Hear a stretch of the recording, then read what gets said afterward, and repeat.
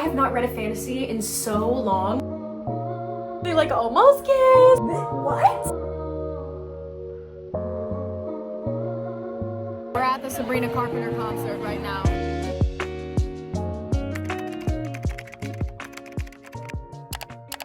Hi guys, good morning. Welcome back to another fall reading vlog. In today's video, we are going to be specifically reading one book from my fall TBR. Normally I do like 2 to 3 books in a reading vlog. Look, the rest of my October is gonna be incredibly busy. October is always the busiest month of the year for me. Usually I have some sort of a show or something that I'm doing. We're 3 weeks from opening today, which is October 17th. So the month is already halfway underway. We don't have too much longer to go, but I have an anniversary. We have family coming in town for a couple days starting tomorrow morning. My brother just left here for a couple days. So like I have not done very much reading, and I am very aware that I have a goal of reading about 2 more books. Fall just seems like the quintessential time to post reading vlogs. I mean, it's the best time of the year. I know if I wait until I'm done with like the next 3 books, it will not be October anymore. All of that to say, we're going to be reading Heartless Hunter by Kristen Cicerelli. I just feel like it's the perfect time to read it because it's fantasy. I have not read a fantasy in so long. I ended last year reading The Wicked King by Holly Black, which is the 2nd book in the Cruel Prince trilogy. And then the first book of this year was The Queen of Nothing, which is the final book in the Cruel Prince trilogy. And I remember finishing that and being like, oh my god, I love fantasy series. Like I love being so invested in characters over multiple books. I told myself this is going to be the year of fantasy, and it simply was not. Like I really have read almost no fantasy this year, so I have to. And the first time I ever read Cruel Prince was actually in September of 2023, I believe. And that was a perfect time. The weather was starting to change. I remember I read it while I was camping. The vibes were immaculate. So definitely I know that I want to get to a fall fantasy, and this is the next one up on the docket. This is a YA fantasy, enemies to lovers vibe. I'm usually not into YA romance, so I don't think this is gonna be like crazy or anything, but it's a YA romantasy, so I think the vibes are still gonna be good. I'm very excited. I started reading it last night. I'm definitely not far in at all. I'm on page 30, which is literally chapter 5. We have our main character, Rune. She is a witch, and it sounds like our love interest is going to be named Gideon, who is a witch hunter. I mean, to say that they're outcasts of society is an understatement. So essentially, there's this world that they live in where there is the New Republic. There is a military called the Blood Guard, and what they do is they hunt down witches. And a way that you know that somebody is a witch is they have scars and markings on their bodies. It hasn't really elaborated on this too much so far, but it sounds like they need fresh blood to cast spells. So I don't know if it's like they have to mark themselves up and that's where the scar comes from, and that's how you know that they've been practicing magic. They have these people in society who are trying to cast out the witch population, even though a couple years ago there was like a mass purging of witches in the city. And the most scandalous part so far that we have learned, her Nan, who adopted her after her parents passed away, was a witch. Rune turned in her grandmother to the authorities and got her executed. So she lives with like this incredible guilt trying to fulfill her grandma's last wish. Our main character Rune is looking for this witch named Seraphine. Gideon, who is the brother of kind of like a Dane character, like a trusted person who knows that Rune is a witch but will not say anything. His brother is like a massive guy in the Blood Guard who actively hunts witches. I don't know if there's like a weird love triangle situation that's about to happen where it's like, let me choose which of you brothers I want to date. I have no idea. I'm really loving the setting. I don't even know if this is considered good yet, but I'm just loving the descriptions. I'm loving the whimsy of it all. I have not read a fantasy in so long, and it's so nice. So I'm loving that, but I kind of hate this like weird addition that we've learned where she's come into like her grandmother's fortune. We kind of learn now that she has like a lot of nice clothing and she's very influential, and I don't know, I was kind of hoping she was a little bit more like rough and tumble, secret rebellion girl, which she is, but I don't know. And then it's a little bit on the nose where it's like, I have to choose a suitor, and I'm like, ugh, be suitorless. I don't know. But generally, I really like where we're going. I'm gonna shut the hell up now. But let's get started.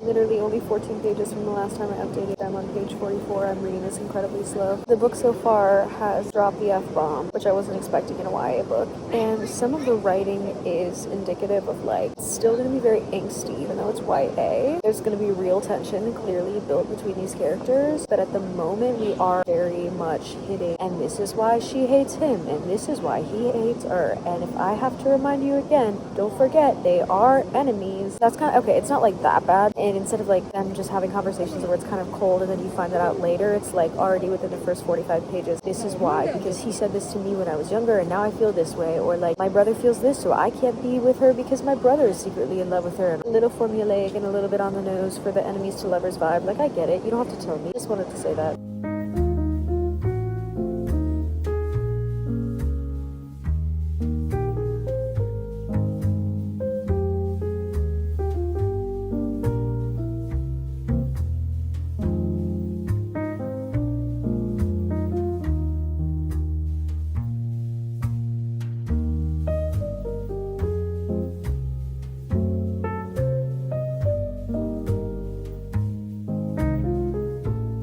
Baby boy heard me come in the front door. He was just sleeping in his little bar. Go back in there, you little freak. Oh my god.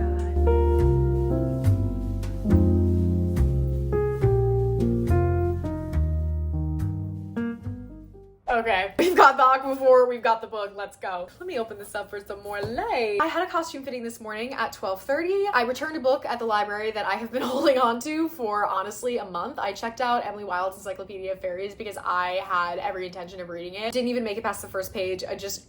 No, I'm not gonna read that book. Maybe if the time is right somewhere in the future, but not now. Exciting bit of information. Me, not you, not we, me, I'm home alone. So my boyfriend is upstate right now filming a project with a couple of our friends, so it's just gonna be me. Let's do a little update on the book. We are now 142 pages into this book, which is chapter 20. Not absolutely obsessed with it yet, but it has gotten better. We've gotten a little bit more insight into why these two characters are forced to interact with each other. We still have the basic plot of Rune looking for this witch named Seraphine. The point of why they have to be in contact with each other is because they are like fake courting each other for different reasons, trying to deceive each other. Rune is the Crimson Moth, which is this vigilante character who is helping to smuggle witches out of the city. Gideon, as I mentioned, is the captain of the Blood Guard. The whole suitor business, Rune doesn't care to have a suitor for love. It's not like, oh, I'm a woman, I need a suitor. It's, I'm a woman, I need a suitor, but I need to then strategically marry somebody who can get me into these circles where I learn confidential information about where they're hiding witches or where they're planning to hide witches in the palace prison so that I can smuggle them out before that happens. So she's trying to like assess her options, and the one person that she did not consider was Gideon. Now, he got tipped off from one of his friends that Rune might be the Crimson Moth, and so he is trying to court her and see if he can discover if she's a witch or not, aka the thorn in his side, the Crimson Moth. So that's what's happening. It's like fake dating between the two of them. They have had some interactions thus far that have definitely made me giggle. They've been in some pretty compromising flirty situations already. Rune, the way that she's tried to get information out of people in the past is like sort of seducing them. There was like a moment here where she was like trying to seduce him and they like almost kissed, which was a little crazy. I was like not expecting it to go there. And Gideon, the thing about Gideon is that he is a cold, calculated killer, okay, is what he's described as. Right. He is a scorned lover boy. This is a lover boy. He is a lover, not a fighter. I don't care what you say. We learn a little bit about a past situationship that he had. Also, okay, I am going to divulge a little bit of information about his parents' occupation. So if you don't want to know that, skip ahead. They are tailors and dressmakers for the royal witches that used to reign before the whole New Republic thing started and all the witches were basically burned at the stake, but not. So this man is a literal tailor's son. He is the humble, lowly son of a freaking tailor. Okay, so the second situation that they have, I'm doing minor spoilers again, I'm sorry, I apologize. I feel like it's hard to talk about one book and go in depth on one book without giving you a little bit of this like information. But essentially their like second meeting that they had, which Gideon did for a very specific reason that I won't disclose. There's basically this thing that Rune got invited to where she's like, oh, I can't go, like I don't have a dress. So why am I yelling? It's not that serious. So he invites her to his parents' tailor shop that like isn't open for business anymore and shows her the sketches of a dress that he designed specifically for her. This man opens the door with a tape measure slung over his shoulder in a dark antique tailor shop, dress shop, you know what I mean, and says, I think I found the answer to your problem. Okay. Then he goes, but in order to make it, I have to get your measurements. You sly dog. And so let's just say she ends up standing in front of him on one of those blocks in front of the 3-paneled mirrors where you get your measurements done, and he has to take her measurements in a bra and underwear. This is the second time they've not interacted. Like, you're gonna tell me this man is a cold, calculated killer? He sewed her a rose out of fabric. He DIY'd a rose for her. An eternal flower, if you will. And he's a cold, calculated killer. My ass. He is the sweetest little lover boy who is just damaged. I don't care. And honestly, love that archetype of man. I promise you I'm not liking it this much. I don't know what has gotten into me in the retelling of the events that we have gone through so far. I think the writing just isn't my favorite. It's not bad by any means. It's definitely not confusing. Like, it is just they're telling you the information and you're getting it, which isn't a bad thing. It's just like not gripping, but I am liking the characters. Gideon, I'm on to you. Let's read some more. I cannot get over how much Gideon is a lover boy. Like, I don't want to hear it. It says, his memory was like a faucet. Once he opened the valve even a little, he couldn't stop everything from rushing out. The memory of her soft white curves, the delicate lace of her bra, the scent of her skin. He literally says the words to this person, she's flawless. Right. How do you think she's escaped detection the past 2 years? You'll need to get her good and naked. What? Have I just not read YA in a long time? Why are they talking about getting someone naked? And why do they use the word delicate lace bra in a YA book? And didn't we already drop the F-bomb? I just realized I'm talking really loud and my window is open. It's after midnight, by the way. What's going on? Nothing really crazy has happened, but like, I don't know why I'm like shocked that this is YA.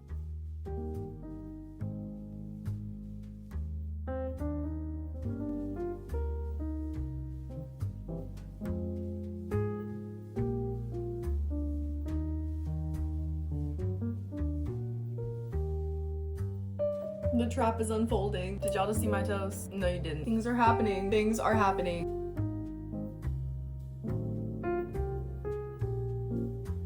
Okay, page 167. I'm really liking this. I'm loving this game of cat and mouse that's happening and how they are onto each other for different reasons. A trap was set in place. It just played out. It's just very fun to have two characters who constantly outsmart each other, but lying to each other's faces, all the while noticing things about each other and realizing in the heat of certain moments when they should be feeling one way, they actually feel a different way. It's just fun. Yeah, it's like a big game of cat and mouse right now, which is really fun. I like it.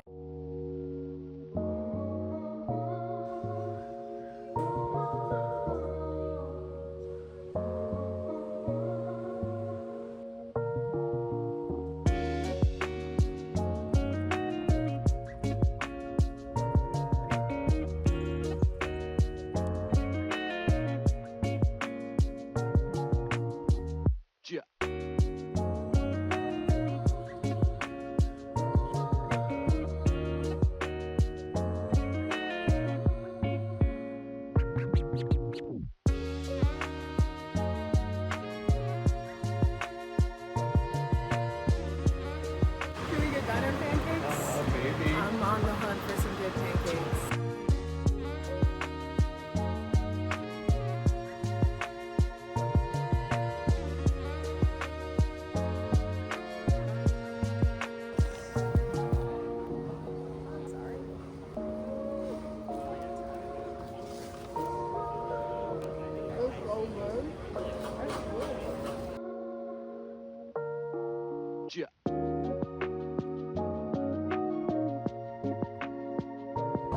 Wait, this is a video. And that's on Liberty. And that's on Independent. And that's on Being an Independent Woman. That's on Alexander Hamilton.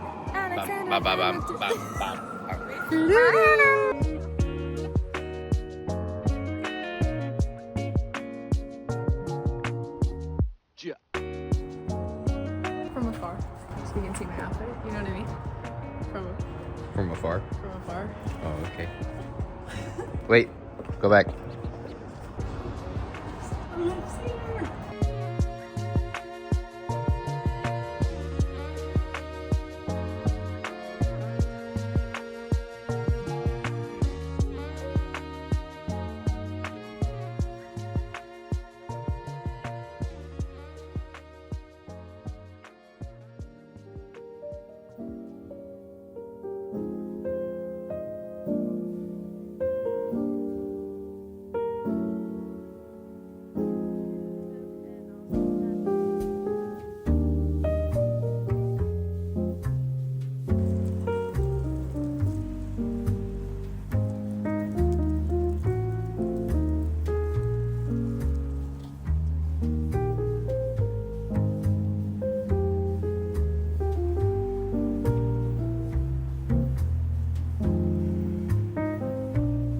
We're at the Sabrina Carpenter concert right now at Madison Square Garden. And I thought we were seeing the next film.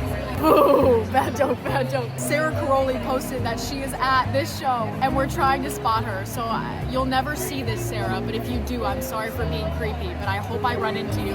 That would be insane. Also, fit check.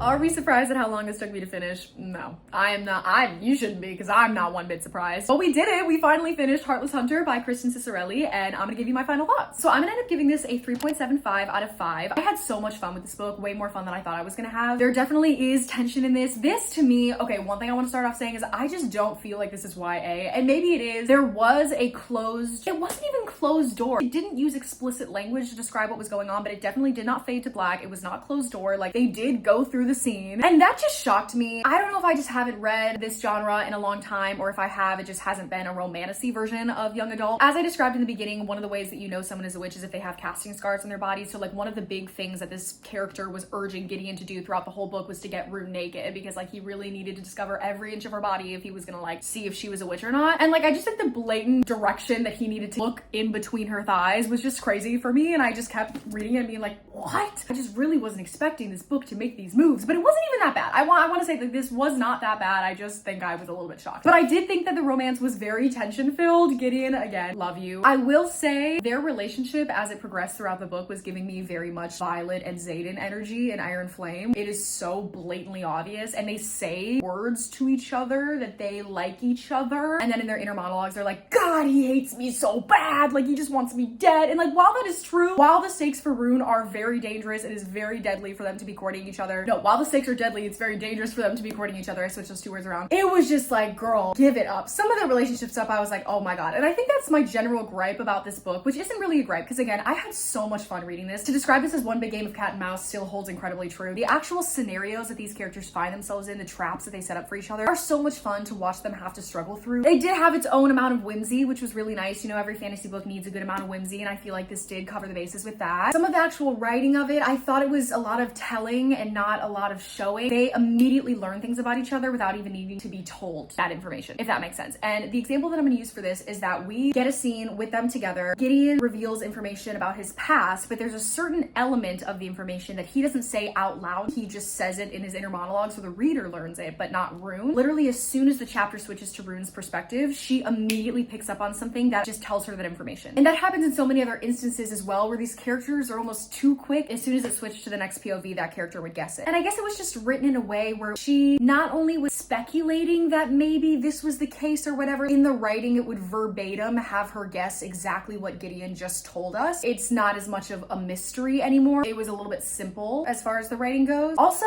I think the time period wasn't really meshing with me. In this world, she wears long cloaks and riding leathers when she rides her horse throughout the town, wears ball gowns and whatnot, and then it'll say that she wears like leggings, or like she had to stand in front of Gideon in her like lacy bralette. And like, maybe I'm just dumb, but the words bralette and leggings just seem to like drastically pop out of the texture of this world where they're wearing like cloaks and carrying lanterns throughout the woods and things like that. I don't know. While I do give this book credit for its creativity and for its tension-filled moments, I just think that it didn't grip me in the same way that I wanted it. I was never overly connected to their romance. I also, unpopular opinion, maybe, I don't know, I think Rune is like a shitty friend. Some of the things that she was saying in her inner monologue that would allow her to justify her choices and actions against her friends, or the way that she would like refer to her friends, all I gotta say is I was feeling a little bit bad for her friends at certain points in this, because I was like, I mean, while they do seem like they wouldn't care that she was making these moves and deciding these things, she could probably put someone else's perspective and feelings before hers, which is interesting because that's like her character's whole thing, is that she's trying to be incredibly selfless, make her Nan proud, who passed on after she literally got her executed, can't ever think about herself because she has so many other people and so many other witches to think about and save all the time. So like, for trying to be the most like selfless character ever, was giving me the ick in the way that she was talking and referencing her friends, especially Gideon's brother, that like Dane-esque character. His name is Alex, should have just named him from the beginning. Gideon's brother Alex is so down bad for Rune, and like, it's crazy the way that she like kind of strings him along for security. All in all, I had a really good time jumping back into another fantasy, and I'll definitely be reading the second book in this duology, which is Rebel Witch, I believe it's called. This does wrap up, sort of. It wraps up in a way that opens up a whole other can of worms for you to figure out. So it's definitely very evident that there was another one that was always going to be in the works, but I do like the way that it ended off because it does make me excited, like to see what's going to happen next and fully wrap up their story arc once and for all. And it's very interesting where Gideon and Rune end off at the end of this book as well. 3.75 out of 5 stars. Definitely enjoyed this. Don't know when I'm going to get to Rebel Witch. Thanks so much for watching this video, for watching me read another book during the fall time. It is now November. I don't want to hear it. I don't want to hear it. I think next up on the docket is going to be Enchantra by Kaylee Smith, which I'm really excited about. I wanted to read that during Halloween because it's like a very Halloween-y book. Not explicitly, but like the dark gothic romantasy. It's an adult romantasy, so it's going to be like the polar opposite of this. Super excited for that. I hope you guys are having a wonderful start to your November. If you are somebody that celebrates Christmas November 1st, I can't relate, but I'm happy for you that you are having your moment. I'm still trying to hold on to the last clutches of like Halloween, peak fall before it turns into like winter holiday season. I hope you guys are having an amazing rest of your day, and I will talk to you later. Bye.